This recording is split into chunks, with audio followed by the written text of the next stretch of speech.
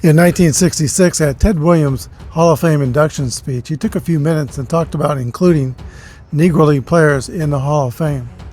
He said, quote, "I hope someday Satchel Paige and Josh Gibson will be voted into the Hall of Fame as symbols of the great Negro League players who are not here." Well, originally the Hall of Fame plan was to include like a broadcaster's wing, a wing for color players. Satchel Paige balked at this and said, "Don't include me under those conditions." He wanted to be included as any normal Hall of Fame player. Then the book, Only the Ball Was White, was published in 1970. These two events helped bring the Negro League players into the Hall of Fame.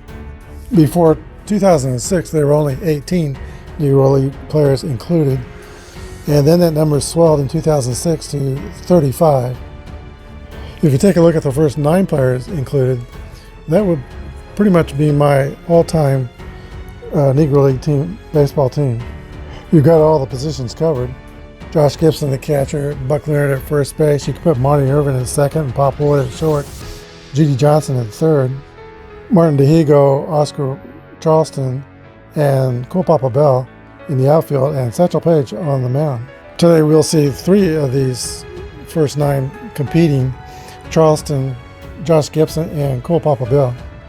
And I hope that while we don't have baseball to watch as we normally would in the springtime, I hope these games that we are rolling on the tabletop will help you see the dust kick up as players slide into second base, the great pitches that bring strike 3, the balls that are hit over the fence. And even though I've never seen in person some of these players, I surely would have loved to have seen them play. Take Oscar Charleston, for example. Known as the Black Ty Cobb, he played with Ty Cobb's intensity, his ability to hit for high average, his ability to hit for power, speed, and play the outfield brilliantly. He was a fearless and proud player. He once ripped the hood off of a Klansman who dared to converse face-to-face with him. Some sites say he was a .357 lifetime Negro Leagues hitter, hit .330s in the Cuban leagues. He played 9 seasons in the Cuban leagues, and hit something like .326 against white barnstorming competition. Thank you for joining me as I try to bring these players to life on the tabletop.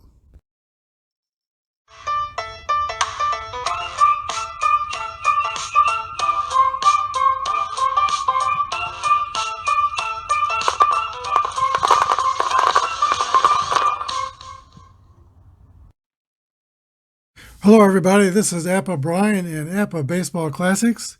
We are ready to do the deciding game of Game 3 between the Chicago White Sox from 2005 and the 1935 Pittsburgh Crawfords. Each team has won 1 game. Let's go right to the starting lineups.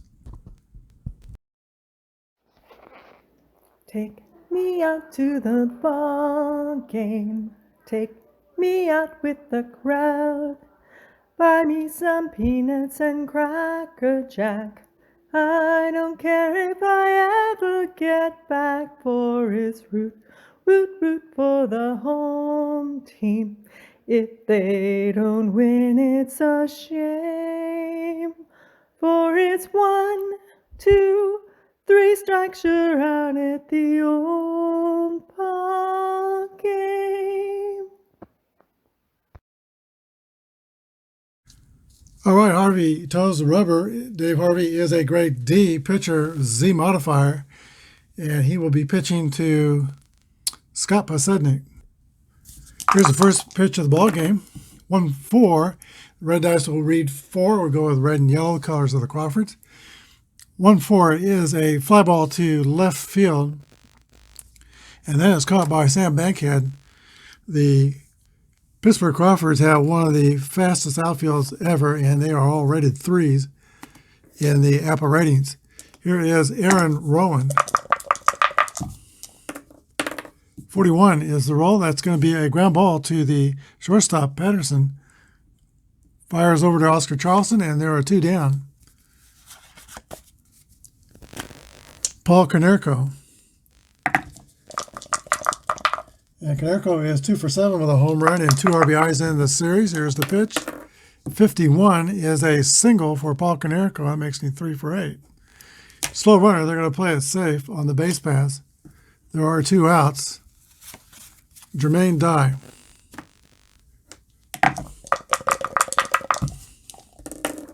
.41 is going to be a ground ball to shortstop. That'll end the inning. Sox get 1 hit but leave 1, and we go to the bottom of the first. No score. Freddy Garcia takes the mound for the Chicago White Sox. He's a grade B pitcher with a Y modifier, and James Cool Papa Bell steps in the box for Pittsburgh. 21 is a fly ball to center field. Aaron Rowan is under it, and he makes a catch. And he was a really good defensive center field. I've seen him make so many good catches. Sam Bankhead, the left fielder for the Crawfords. 55 is a single for Sam Bankhead. Crawfords have a fast runner at first with 1 down, and the man sometimes known as the Black Tie Cop coming to the plate, Oscar Charleston. Here's the pitch to Oscar Charleston. 53 is a 20 on fielding column 1. That's going to be a ground ball to second base. Throws the first. 2 away. Bankhead reaches second base.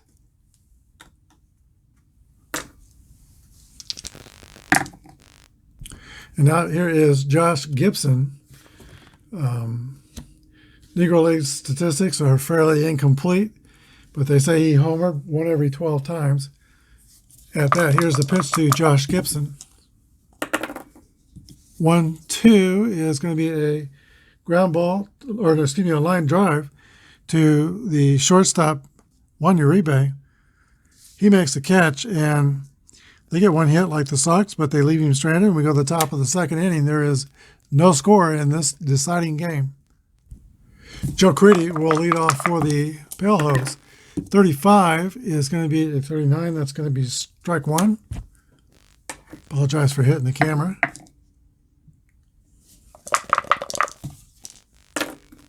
.33 is a double for Creedy.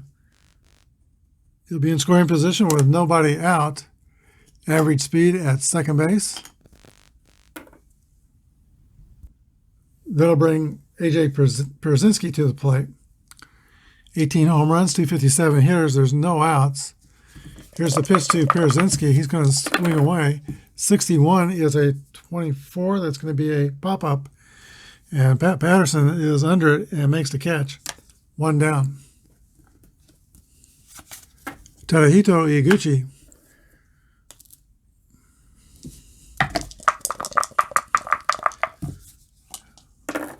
One roll. That's a hit column roll for Iguchi. And he has a triple to deep center field, scoring Creedy, putting the White Sox on top, 1-0.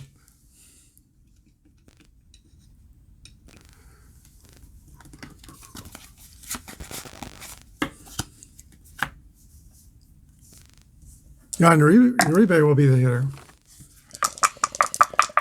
Offered to play the infield in. Here's the pitch, 22 for Uribe. That's a single. And Iguchi scores. 2-0 Chicago in the second.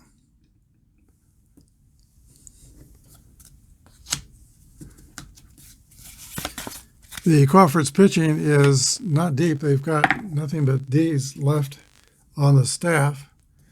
And this could get out of hand fairly quickly.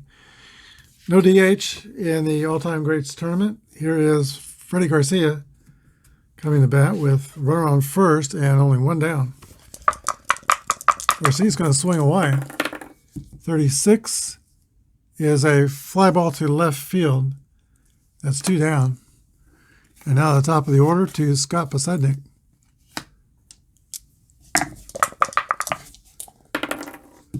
.36 is a 14. That's going to be a base on balls. Or 2, he's got the Z modifier, so 2 balls and no strikes. 14 is a fly ball to left field. And that's the end of the second inning, but the Sox get on the board twice. They lead 2-0. All right, for the bottom of the second, Judy Johnson will lead off for Pittsburgh. These 4 Hall of Famers are not just Hall of Famers. They got statues to these guys at the Negro Leagues Hall of Fame in Kansas City, which, by the way, if you're ever in Kansas City, it'd be well worth your time to go by and check it out. 35 is the roll to Judy Johnson. That's going to be a base hit, a leadoff single for Judy Johnson.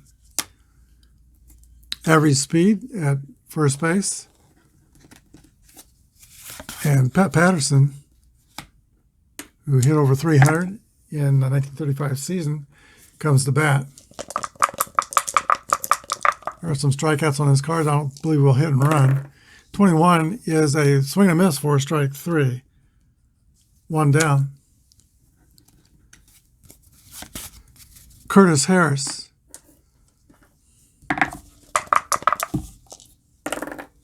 .45 is a 36. That's a wild pitch. And that will let Judy Johnson go to second.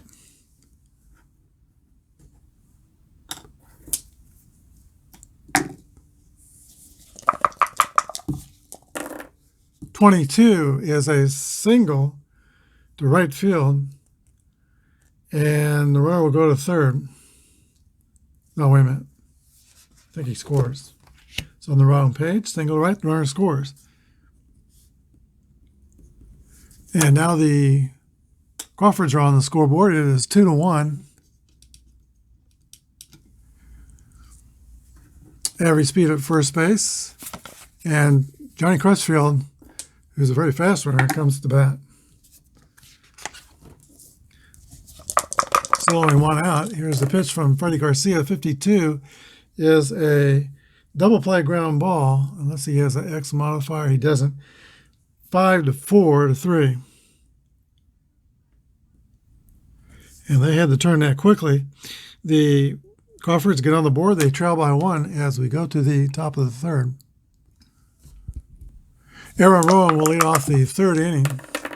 1-2 is a ground ball to second base, and that play is made by Curtis Harris.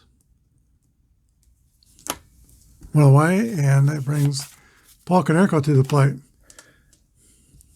Having a good series, single his first time up.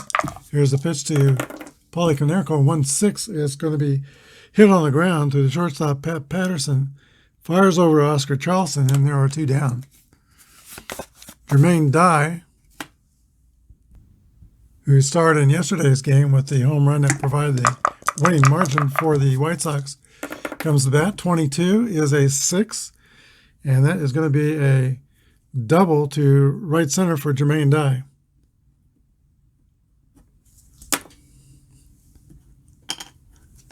All right, average speed at second for Joe Creedy.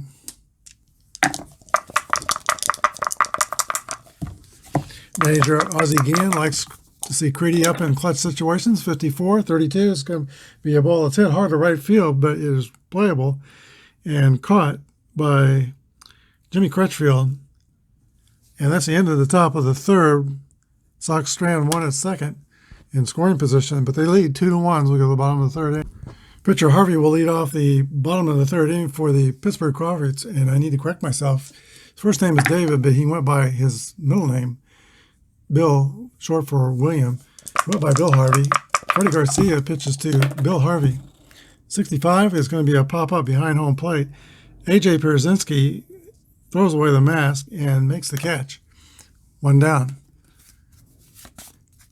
Cool Papa Bell.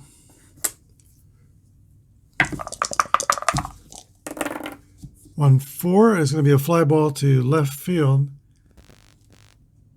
2 outs. And Cool Papa has flied out the center and left. He'd rather hit the ball on the ground.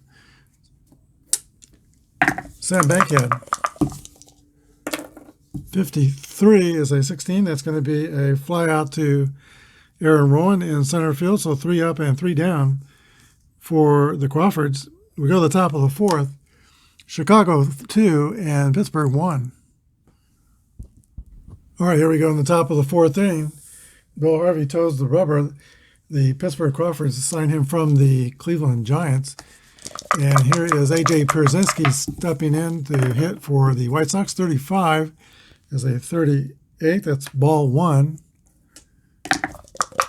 Harvey's behind in the count. Here is the pitch. 23 is going to be a ground ball to Judy Johnson at third base. Throws over to Oscar Charleston. There's one out. Tadahito Iguchi steps in the box. Iguchi tripled and drove in a run in his last at bat. He is 3 for 8 with a triple and a double in the series. 44 is going to be a base hit for Tadahito Iguchi. Fast second baseman is at first with one out, and now Juan Uribe showed some power in 2005. Here's the pitch. 21 is a fly out to left field. Sam Bankhead is under it and makes the catch for the Crawfords. That brings up the pitcher, Freddy Garcia. 61 is a fly out to right field. Oh, wait a minute. Yep. It's the end of the top of the fourth inning. We go to the bottom of the fourth, still 2-1 Chicago. All right, here in the fourth inning, Freddy Garcia is going to be looking at Oscar Charleston, Josh Gibson, and Judy Johnson. Here's the pitch to Oscar Charleston. 42 is a 37. That's going to be a strike. And 24 is a fly ball to center field. Oscar Charleston is retired, one away. Josh Gibson comes to bat. He's 3 for 9, hitting .333 in the series. Here is the pitch from Freddy Garcia. 52 is going to be hit on the ground to third base. Joe Crady is up with it, fires to Konerko, and there's 2 down. Gibson runs down that line pretty well for a catcher. Judy Johnson will bat. And 61 is a ground out to the shortstop, Juan Uribe. 3 up and 3 down. And Freddy Garcia has retired 7 in a row. We go to the top of the fifth inning. It is 2-1 White Sox. It's top of the White Sox order, and Scott Pierzynski, who is 5 for 11 in the series, steps in the box. 23 is a ground ball to Judy Johnson at third base. Makes the play one way. Aaron Rowan went from Chicago to Philadelphia and then to San Francisco. 63 is a fly ball to Papa Bell in center field. He makes the catch, and Aaron Rowan is 0 for 3 today. Paul Konerko steps in. 16 is a ground ball to Pat Patterson at shortstop. So 3 up and 3 down for the White Sox. 2-1 game going into the bottom of the fifth. Okay, Pat Patterson leads off for the Crawfords. He is their shortstop. These two teams have played this series closely. Each team has come from behind by 2 runs to win their games. And the Crawfords did so in spectacular fashion with a triple, and a home run to come from 2 runs down in the 9th inning of game 1. Here is the pitch to Pat Patterson, who, by the way, had a hand in that with one of those triples.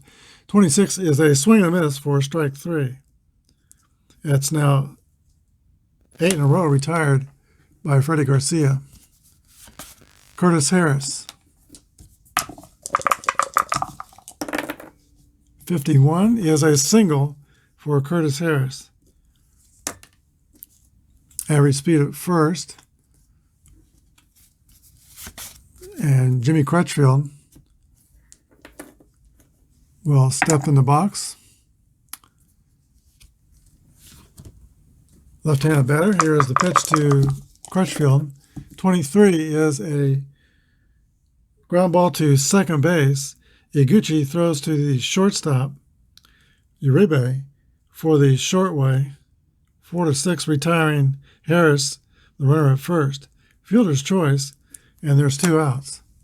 Crutchfield has speed, though, at first base. And now the pitcher, David Harvey. 52 is a ground ball to third. Joe Crady is up with it, throws to first, and the Crawfords are retired. We go to the top of the sixth. It is 2-1 Chicago. Okay, Jermaine Dye will lead off for the White Sox.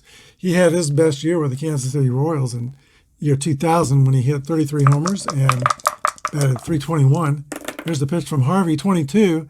It's going to be a double, Jermaine Dye's second double of the game, and he will lead off the sixth inning in scoring position. Average speed at second. Joe Crady is the hitter. He did not choose to sacrifice last time, and Crady popped out the right field. You know, in a tight game like this, I think he's going to go ahead and score around the bunt. Here's the pitch. 52 is a 27. That's going to be a bunt that's popped up. Caught by Harvey, throw to shortstop, covering second, and they get Jermaine Dye off. It's a double play, 2, and then 2-2-6. Suddenly there's 2 outs and nobody out and nobody on. Taking away what looked like to be a promising inning for the White Sox. A.J. Pierzynski steps in the box. 1-1 roll. That's it. Naturally, that's a hit column roll. That would have scored the run. 51 is a double by A.J. Pierzynski. 2 away.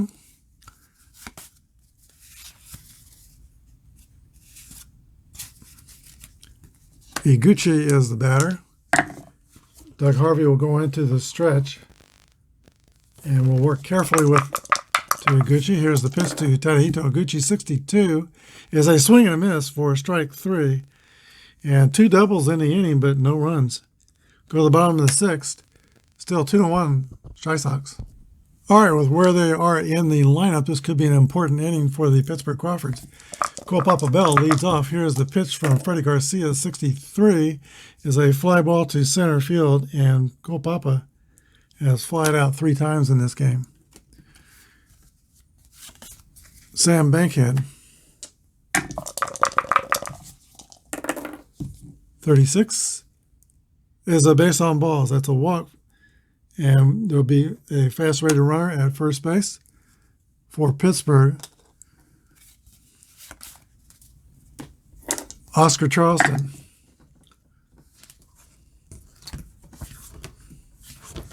Okay, they're going to play this aggressively and start the runner.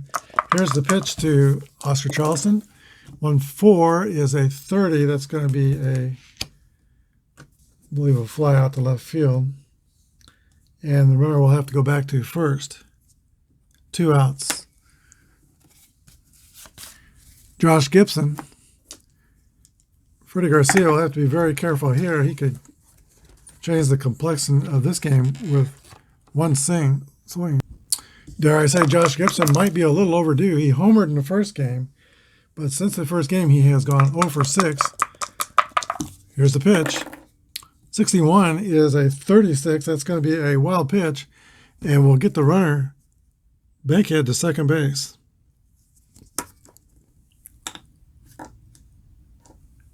A single will tie it now. Here's the pitch to Gibson. 35 is a 8. That's going to be a ground out to the pitcher, 1-3. And that's the end of the inning for the Crawfords. Freddy Garcia has been outstanding in this game. We go to the top of the 7th, 2-1 Chicago. Okay, in the 7th inning, it'll be Juan Uribe, Freddy Garcia, and Scott Podsednik. Here's a windup and a pitch from Bill Harvey. 61 is a fly ball to right field, 1 away. Uribe is 1 for 3 on the day. And now the pitcher, Fred Garcia. Freddy Garcia is still 6 batters away from his point of weakness, so they send him up there. 65, it's going to be a pop out to the catcher, Josh Gibson. 2 down, and now Scott Podsednik.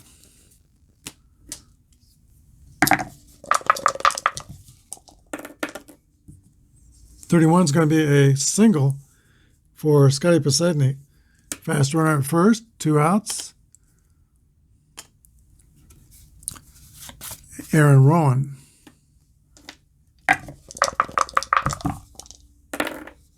"23 is a ground ball to, or wait a minute, on the ground ball to second base.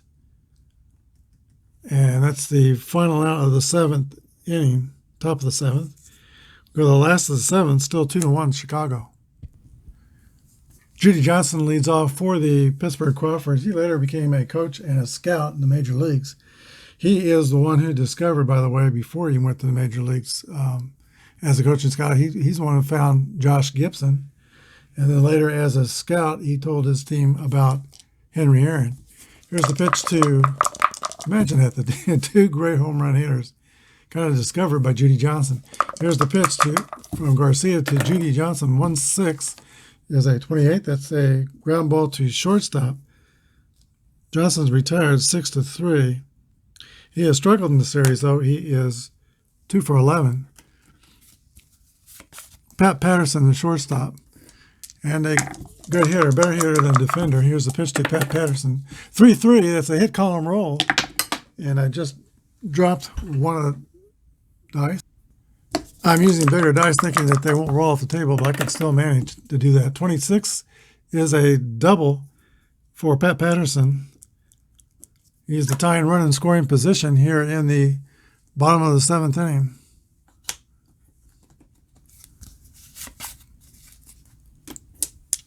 Curtis Harris with 1 out. Here's a pitch from Garcia. 52 is a 27. That's going to be a Y, and he has the Y modifier, so a strikeout. Curtis Harris goes back to the dugout, a strikeout victim for the 2nd out. Here's Jimmy Crutchfield. Did not have a high average in 1935. I think he hit in the 230s. And he's followed by the pitcher. If you put him on, he is the go-ahead run. You're going to pitch to him. Here's a pitch from Freddy Garcia. 43 is a ground ball hit softly back to first base. He will flip to the pitcher, 3-1. And that is the 3rd out of the 7th inning. We go to the top of the 8th, 2-1 Chicago. Bill Harvey returns to the mound to pitch the top of the 8th inning. And I'll tell you, he has exceeded all expectations. This will likely be his last inning. He's due to bat first in the 8th. But here is Paul Konerko still facing Bill Harvey. 51 is a single for Paul Konerko, and Paulie is 2 for 4.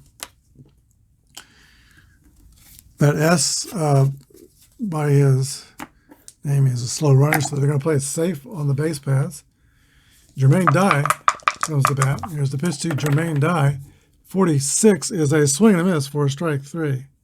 I'm not concerned with point of fatigue for Bill Harvey because he can't lower his grade below D. Joe Crady, the White Sox third baseman, steps in the box. 22 home runs in 2005. 1-2, 25 is a 4-6-3 double play.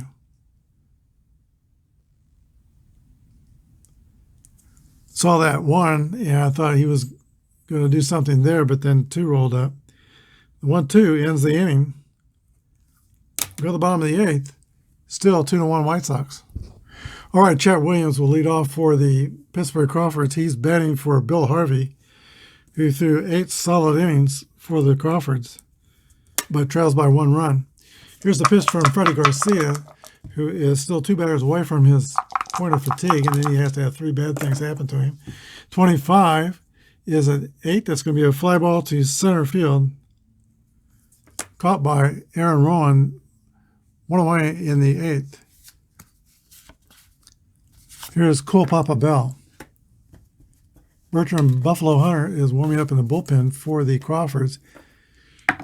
Cool Papa steps in the box. Would like to stop flying out. 26 is a swing and a miss for strike 3. 2 down.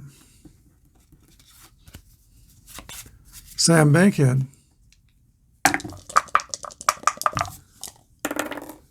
1-1 roll. That's a hit column roll for Bankhead. And Bankhead squares one up for a double over third base. He is 2 for 3 and in scoring position, but there are 2 outs. Oscar Charleston.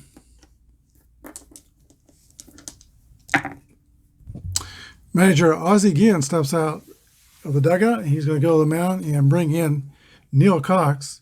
Freddy Garcia leaves the game, having pitched well as Oscar Charleston strolls to the plate with that potent bat. Neil Cox takes his stretch. Here's a pitch to Oscar Charleston. 36 is a swing and a pop-up to shallow right field. And that ball is caught by Jermaine Dye.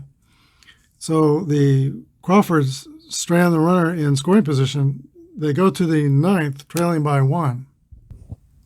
The Chicago White Sox bullpen, after blowing up in the first game, Dustin Hermanson losing in the 9th inning, they have since retired 10 in a row. Here we go to the 9th. A.J. Pierzynski steps in against a new pitcher for the Crawfords, Bertrand Buffalo Hunter, who pitched 1 inning yesterday, struck out 1 and walked 1, no hits. Here is a pitch to A.J. Pierzynski. 25 is a single for Pierzynski, and he is 2 for 4. White Sox would dearly love to add some insurance here in the 9th.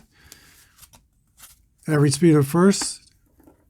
Tadahito Iguchi, the batter. 54 is a fly ball to right field. 1 away, and he is 2 for 4 on the day. Juan Uribe.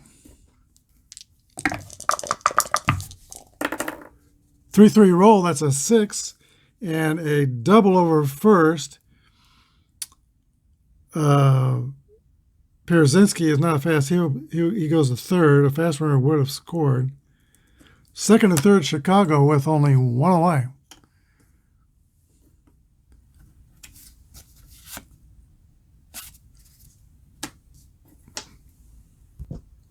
Carl Everett will be brought in to pitch hit for the White Sox. And, excuse me, he is 23 home runs and 251 average in 05. They could walk him and set up a double play that brings up a Sednick, who is 1 for 4 on the day, but fast. Or play the infield in, which raises Everett's average. Let's see. They're going to play the infield in and pitch to him. They want to walk and run in. Here's a pitch to Carl Everett. 44. That's going to be a single over first. And let's see.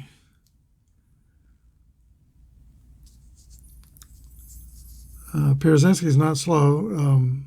He's on third anyway. Uribe is not slow. So they both score on the base hit, 2 RBIs for Carl Everett. And now the Sox have a 4-1 lead.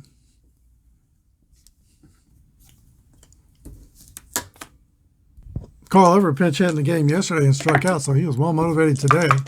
So runner on first. 2 runs are in. Still only 1 out. Here's a pitch to Scott Pasednik. 35 is going to be a 40. And that is a result is a runner out stealing. I don't take that automatically. I give the runner a chance to steal and the catcher a chance to throw him out, which he doesn't. 36. 11 through 26, he would have been out. So he's stolen base for Carl Everett.